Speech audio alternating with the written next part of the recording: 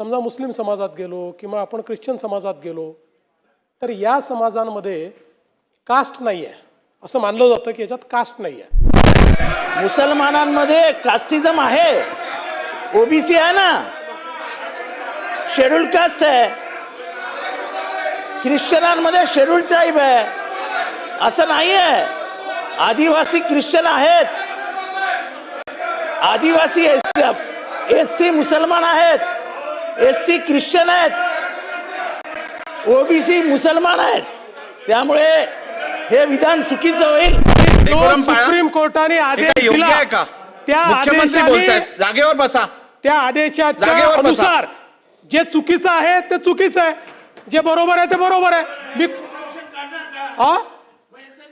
कुठे काढलंय तुम्ही? असं आहे आव्हाड साहेब, मी तुम्हाला प्रश्न विचारतो, सुप्रीम कोर्टाचा जो आदेश आहे तो पाळायचा की नाही?